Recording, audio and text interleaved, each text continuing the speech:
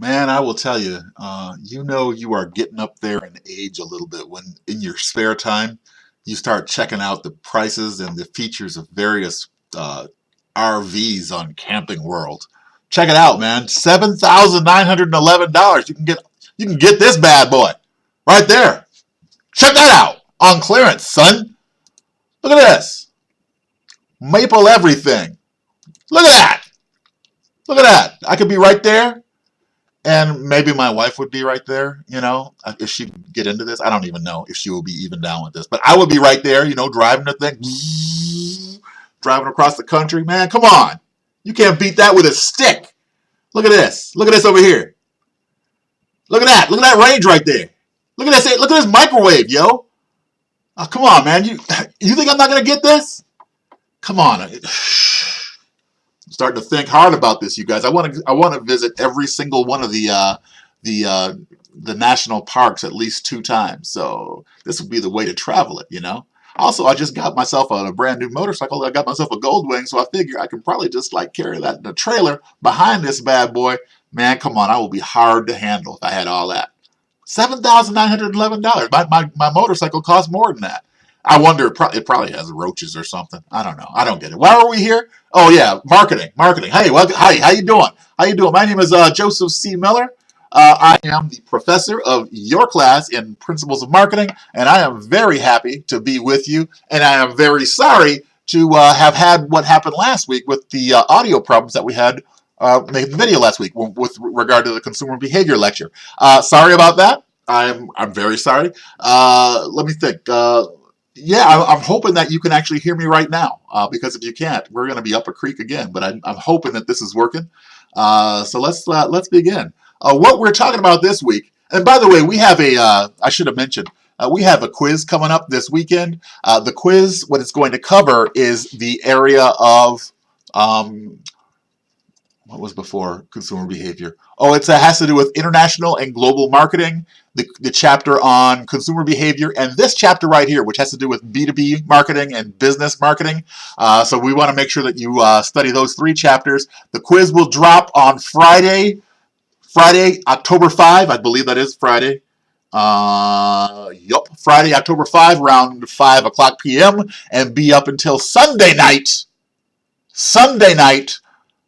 into the night. So in other words, like 11:59 p.m. So make sure you take it. Also, I want to just mention a few other things. When you go into the quiz, it's a one-shot deal. Do not go into the quiz thinking that you're just gonna like leave it and then go back into it later. You get one shot, baby cakes. One shot. So if you go into the quiz, make sure that you can hang with it long enough to finish the quiz. So make sure that you're in a situation where it's quiet, where there's no distractions around. When you take the quiz is for real. And by the way, I have to do this because I'm going to be out of town this weekend. So any of your pleas for help or anything like this, they're going to fall on ears which are deaf. So you want to make sure that you are doing right by yourself. Because this guy right here, I'm not in a position to respond this weekend. I'm just not. All right. So let's talk a little bit about business to business marketing and that stuff. I hope, by the way, that you I recorded myself in the class last week when we talked about consumer behavior. I hope that it was pretty straightforward with regard to what we were bringing. You got to see a little bit different side of me appearing before the students. So I'm, not to say that you're not my students, but I don't really have the experience that I have with you that I have with them, where I'm able to talk to them directly. So maybe that, I don't know, maybe that does something for you. Maybe it totally turned you off. But I'm back now in my basement. We are dealing down here. So let's begin.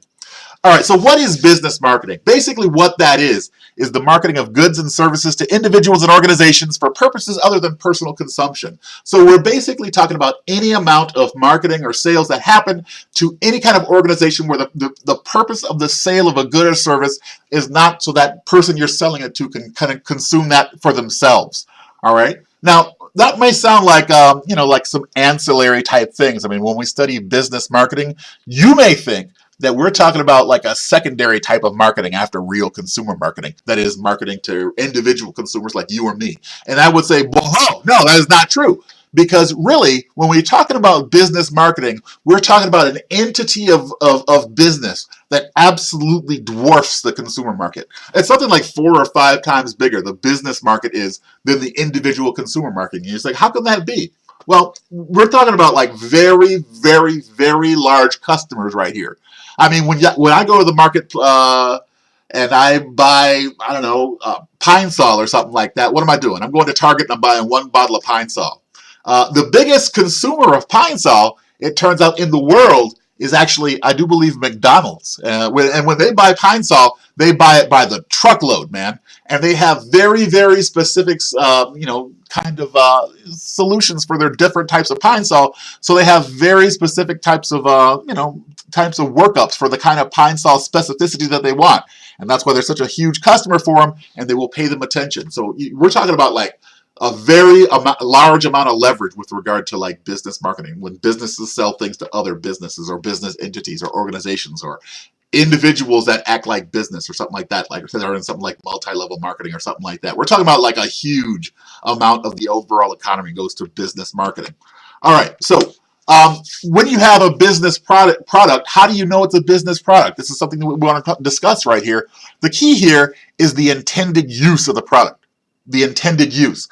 For instance, business products are, number one, they're used to manufacture other products. In other words, when you buy this thing is used to manufacture some other thing, right? So if you buy like plastic pellets from a plastic pellet supplier, that company is going to take those plastic pellets, put it in some kind of plastic injection mold and make something else with it, right? In other words, they're going to create something else. They're going to make some piece that is going to go into some other piece that they're going to, do business with some other business and sell that piece that they made through a plastic injection mold to some other company to use as a part in some kind of module that's going to go into some kind of final assembly. You see what I'm saying? Also, it becomes part of some other product, just like we were saying. In other words, these things that you buy, perhaps like a module or something like that, that will go into some larger product, that's how you know it's a business product. Also, it would aid in the normal operations of an organization. That is to say, that's the Pine Sol example. Like, for instance, when McDonald's buys Pine Sol, they are not in the direct business of selling Pine Sol to an end consumer, but it does help the efficiency and the effectiveness of every single McDonald's location quite a bit when they do that. All right, good. So this is just a picture that we'd look at basically to compare the reality that, businesses and consumers buy a lot of the same things, but their intended use is completely different. Here we have an individual consumer who's using a folder and a pen. They're using it. They're in their own kitchen, looks like. Here we have a folder and pen, but their use of it is, in other words, to facilitate the job that will allow this business to operate.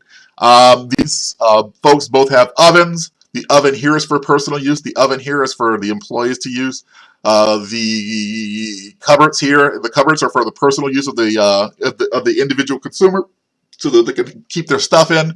The cupboards over in the business here are for business purposes. In other words, to help the business do what it has to do to become more effective and so forth.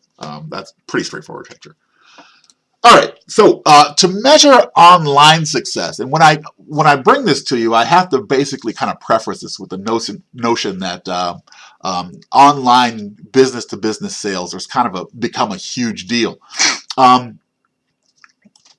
They have to be able to kind of like understand the kind of business that kind of exists on the web, and to be able to look at how effective B2B is for over the web. So one major measure of online success is this notion of stickiness, web stickiness. Basically what we're talking about when we look at web stickiness is a measure of a website's effectiveness, how effective a website is. Basically it's a metric, one of the very first web metrics that even existed that's out there. It's basically looking at multiplying the frequency of a number of visits times the duration of a visit times the number of pages that were viewed during each visit. In other words, how often are you going to a particular website? How long are you spending on that website? And how many pages are you looking at while you're on that website? So that's basically a measure of what they refer to as stickiness. Now, yeah, is it kind of a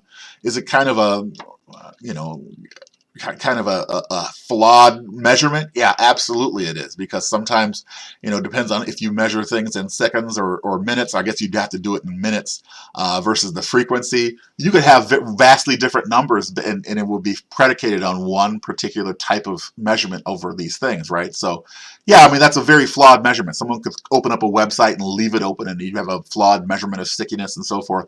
So, yeah, it's a flawed measurement, but still it is a measurement that they use out there. So I want to bring this to you in terms of how e-business has kind of evolved over the years. And this is actually kind of important. It's an important thing to understand. At first, when e-business was a brand new thing, the focus on e-business was all about generating new forms of revenue, right? In other words, what they want to do is they want to be able to use the web as a means to, getting new people to buy from them. Right. In other words, that's how they viewed what the usefulness of the web would be. We have access to a whole nother set of consumers that we didn't have access to before, because we can sell to basically anyone who's out there. And so there's a lot of things that go along with that. The first is what we've listed here, that we have aggressive disintermediation strategies. Basically what we're talking about when we talk about a disintermediation strategy is what that basically is a word for is cutting out the middleman, right? We want to be able to take people out of the frame when it comes to our marketing channel. Before there was the e-business, we used to have to we would be able to make products, and then we'd have to employ some kind of agent to help us find someone to buy this thing. But with the web, the early focus was we want to figure out how to take the middleman out, right? So in other words, we can do this job ourselves now that we don't really need people to find people to buy from us. We can leverage the web to do that. Also, they wanted to be able to use kind of basic marketing communication strategies. In other words, not really do too much engagement with marketing. We want to be able to do kind of one size fits all type marketing and so forth, and really just get ourselves out there and just to get people to understand what it is we're bringing. Now that has kind of moderated to what the present initiatives are on e-business. Basically, what the focus now is not so much on revenue generation, but it's how we're going to be able to reduce costs in the channel. And in order to do this, you have to be able to not disintermediate, but you have to basically intermediate. In other words, find value-adding partners and agents and brokers that we can put in the marketing channel who are going to really do a great job for us, because they know best. The people who are the really good agents and brokers and intermediaries, they know what they're doing. And even though we have a website, we cannot rely on this website to really allow us to disintermediate. I mean, we're able to use people who are able to leverage e-business to be able to find us customers that are really diverse and the right customers for us. So that's basically the idea here. Also, they're really customer-focused technology and systems. In other words, everything is really focused on what the customer is going to really want, and not so much about what the producer is going to want to give away. And also, they're going to integrate online and traditional media. That is to say, these advanced traditional media marketing platforms that they've already created, they're going to find ways to integrate the online presence to that as well. Instead of using these really basic marketing communication strategies, they're going to integrate this stuff together really, really well. All right, good. So we've already discussed this. This is a review learning outcome. I don't know why I keep these slides around. Why do I do this? I have no idea. Let's move on. The next thing I want to talk to you about is a strategic alliance and what that is. And basically defined, a strategic alliance is a cooperative agreement between business firms. That is to say, some kind of strategic partnership. I don't know how, if you guys will remember, and if you ever drove one of these cars or knew someone who did, but back in the day, there used to be a car that was called a Toyota Matrix, or I believe the stablemate for that car was the Pontiac Vibe. Toyota Matrix or the Pontiac Vibe. Does any of you remember that? Yes? No? Yes? Well, if you drove one of those cars, then you basically were driving a car that was the result of a strategic alliance. Going back further, there was another car actually called a Geo. I don't know if any of you remember Geo, but Geo was a very similar type of alliance. I believe both of them were the results of a partnership between Toyota and GM, General Motors. Also, I believe the old Geo Alliance had Suzuki in there as well, but that was the old alliance. If you drove a Toyota Matrix or a Pontiac Vibe, That was the result of a alliance that was referred to as the NUMMI project. The NUMMI project. Let me look that up while I got you on the line. NUMMI project. I believe you call that NUMMI project. Yeah, yeah. New United Motor Manufacturing, right? And basically, what that was, let me was a strategic alliance between General Motors and Toyota. And what NUMMI was basically a way for like these two companies to kind of come together and basically learn from each other. And that's why they would ally. In other words, there was an alliance because both companies felt like they had something to learn from the other company. For General Motors, it was pretty clear what they could learn from Toyota. They had a lot to learn back in the day about product quality and product production processes that would lead to greater quality. So they saw an alliance with Toyota as a way to like be able to learn more of this stuff that Toyota was doing that they could like use to put in their own cars later on. In other words, they wanted to be able to increase product quality. So that's what GM was getting out of it. What do you think that Toyota was getting out of it? Huh? Huh? Well, I'll tell you. Turns out Toyota, what they got out of the NUMMI project was a way to have better managerial techniques to be able to manage the employees better. Turns out what a lot of Japanese companies are looking to United States companies for are better understandings about managerial science and managerial behavior and organizational behavior and stuff like that. And so they're looking at a lot to do a lot of alliances or partnerships with American firms because they want more ideas about that stuff. So that's what they were getting out of it. So they formed this strategic alliance that was a cooperative agreement between business companies, and they created a joint company called the NUMMI Project. Now, the NUMMI Project could not last forever. It could not last forever because, frankly, what happens in a lot of strategic alliances, now I will tell you, in order to make a strategic alliance work, you basically have to have two things. You have to have a certain degree of relationship commitment. That is the idea that staying together is more beneficial than splitting up, right? That's the first thing. In other words, if you have commitment to something, that's a indelible recognition by the company, not indelible, but undeniable recognition by the company that the benefit of the relationship outweighs the costs of breaking up, right? And costs, there's a certain advantage of breaking up. You have a lot more autonomy around.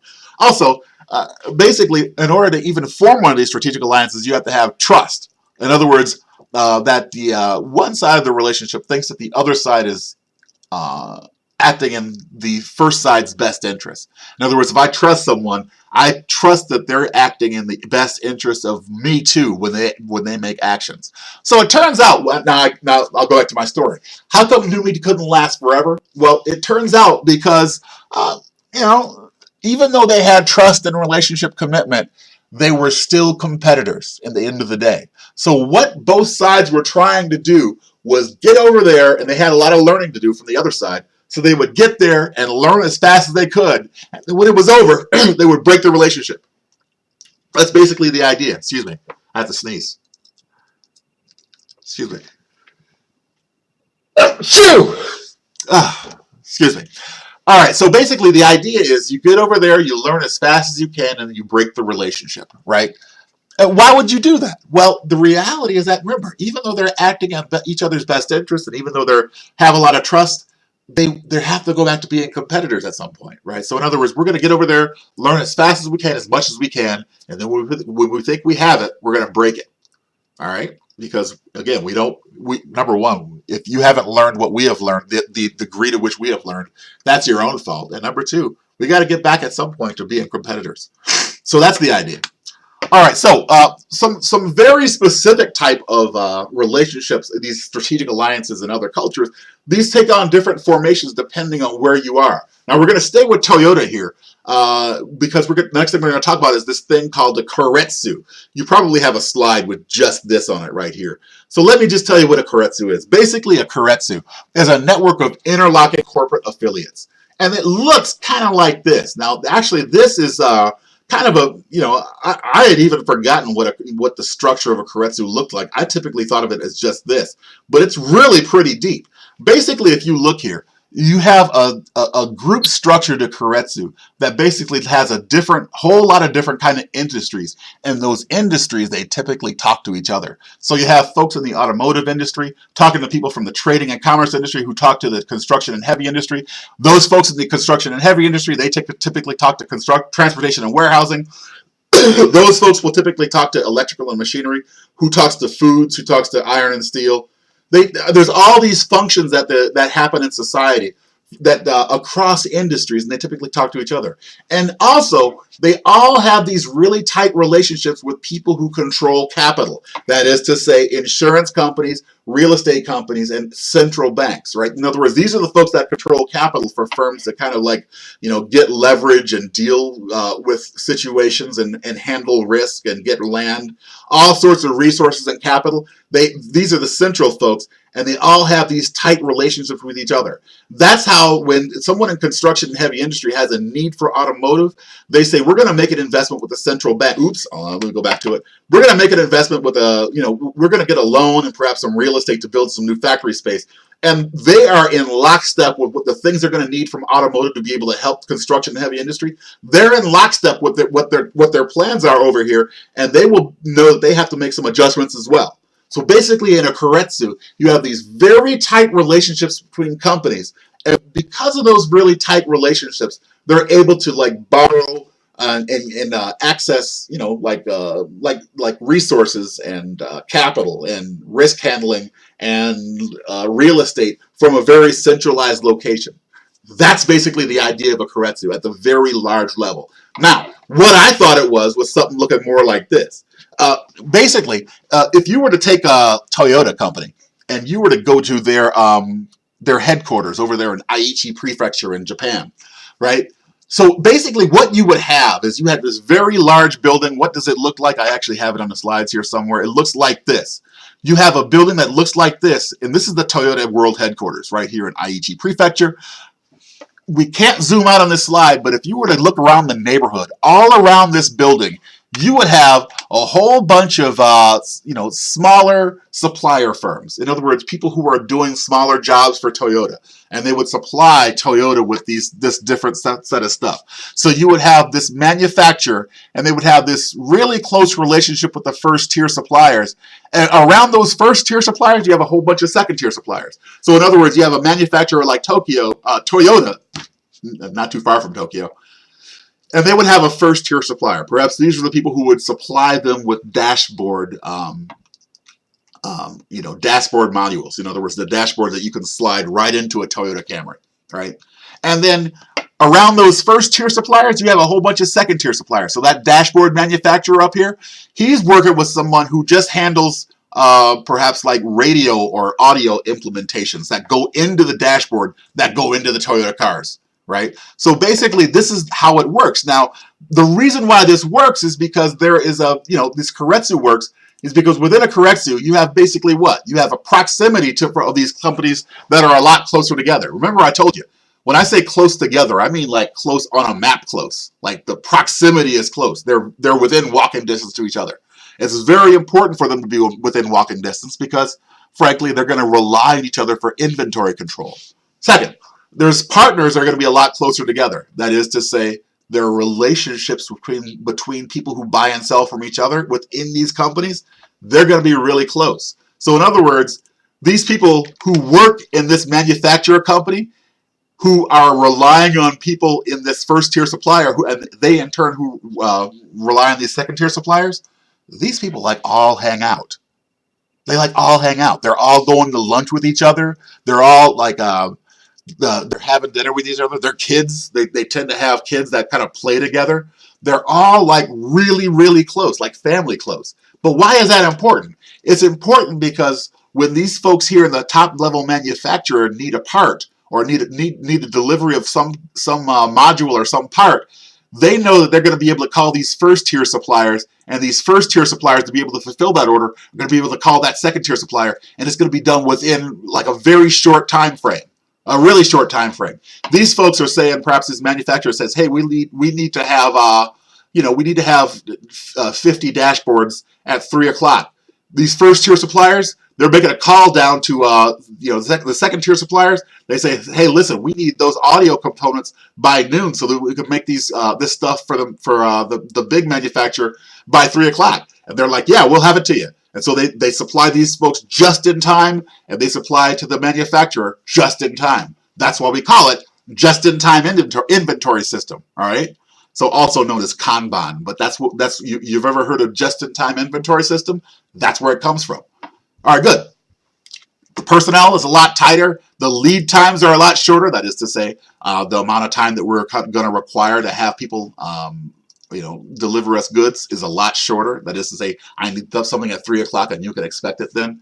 And the team orientation between all these people, very much so. There's a very strong team orientation. Pop quiz though. Why is it really important to have very short lead times? What does that lead to? And why does that lead to less cost? I'll wait for you to raise your hands. You?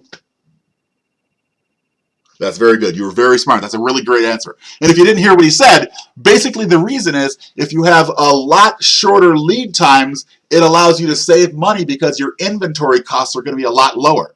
In these Kanban type Keiretsu type organizations, you have a very low cost of inventory costs.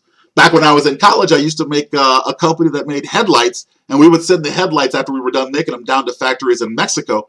Well, yeah, I mean, all we would do is we would create headlights and just keep on making them. Then they load them on a big old huge truck, and then we would send them down to Mexico. And I knew somewhere in Mexico they had these huge, huge warehouses that were full of headlights that college kids like me made. And some of them were getting used, and some of them would never get used. But they had a huge cost of carrying that stuff. In Keiretsu type organizations, they don't have that. They don't have that. Why? Because they can worry that as soon as they need a product, that's when the product gets delivered. And they do it within minutes of when they expect it. They don't have any downtime. As soon as they need this particular thing, here the product is showing up. It's a remarkable type of organization that, frankly, we have not in America been able to really replicate very well yet. Perhaps it's due to the proximity thing, and perhaps it's due to the culture thing as well. All right, so here's a few types of business categories. In fact, these are the major types of business category customers. The first is the producers themselves, and this is what we refer to as the OEMs. OEMs are short for original equipment manufacturers. Typically, this are the companies that you have kind of heard of, those that you would, like everyone knows the brand names of them. Typically, those are branded companies. So Toyota, of course, being one of them. No one knows who made a particular radio component that goes into a Camry, but everybody knows what a Toyota is. Perhaps if you buy a sweater from Tommy Hilfiger, right?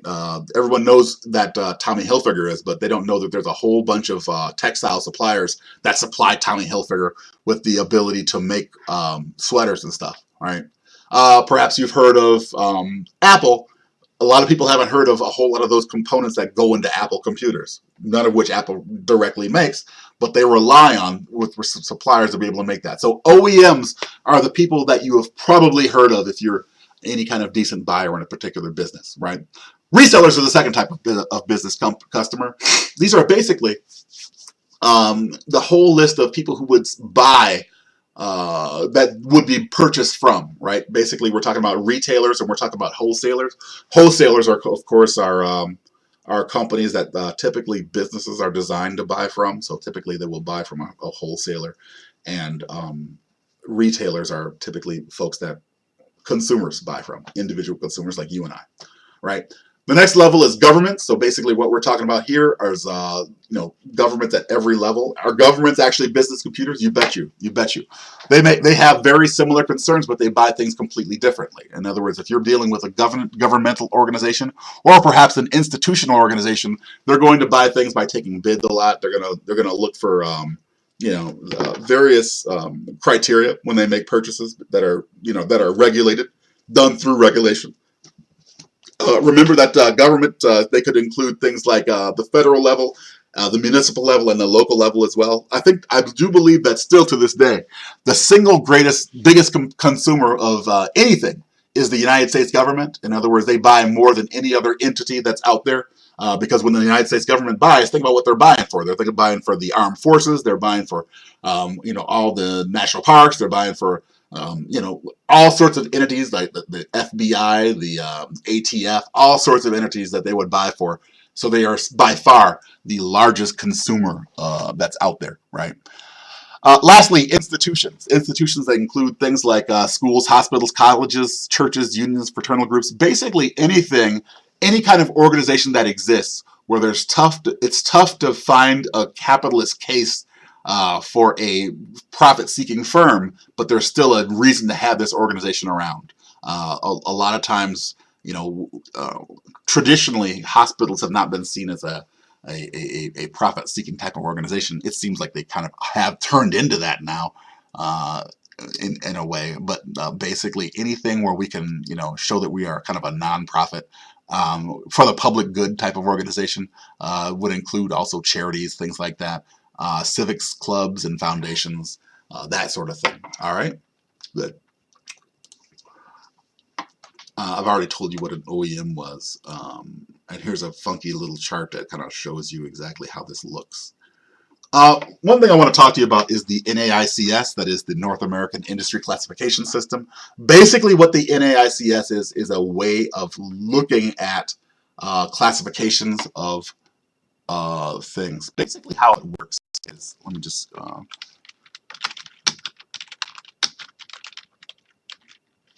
let's go right here to the North American Industry Classification System. So basically what we have here is a tool that is used by the census, I do believe.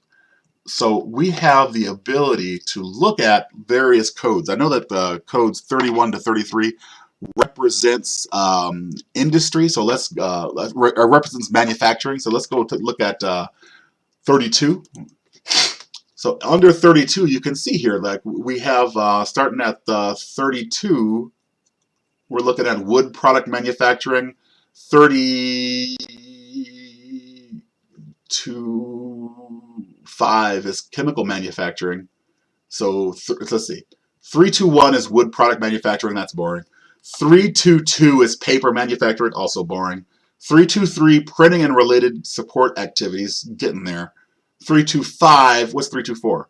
Petroleum and coal products manufacturing, super boring. 325, chemical manufacturing, hella boring. 326, give me it. Plastics and rubber, that's what I'm talking about now. That's an industry, folks. That is an industry. All right, so plastics and rubber product manufacturing, let's take a look here. So basically what we have here is 3261, plastics product manufacturing. In other words, as the more numbers we add on to this, the greater specificity we have with regard to like a particular type of industry, right? So 3261, plastics product manufacturing. 32611 is plastic product packaging materials and unlaminated film and sheet manufacturing. We just got boring. So 32616 is plastics bottle manufacturing, and 32660 is plastics bottle manufacturing. So let's take a look at 32660. Used to be, it's always been this. It's always been this, 32660. So basically we're talking about,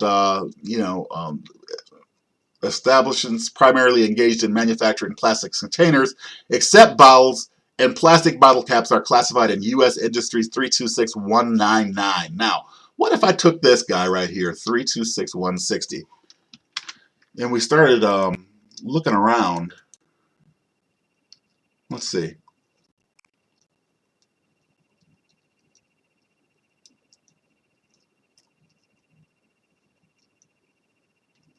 There's all sorts of tools for this. I don't want to spend too much time doing this, but I always wonder, what if I do this? If I go to this site right here and I say I want to, if I had like a targeted marketing list, and so I could like go here, I could take these, some of these NAICS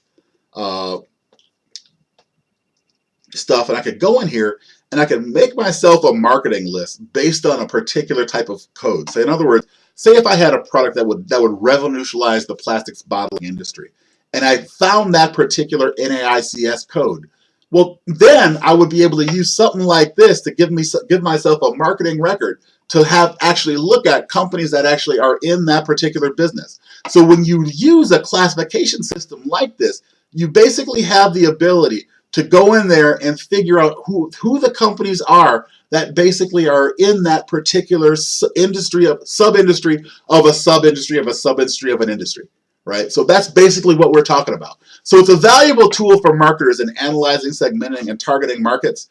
And the data can be used to determine a whole lot of different things. In other words, you can look at the nature of the industry, how big the companies are, what their geographic dispersion is, the market potential and the market share estimates. In other words, you can figure this stuff out. You can look at sales forecasts. You can look at new customer identification and all sorts of things. There's a link to the site that I was just on, I do believe.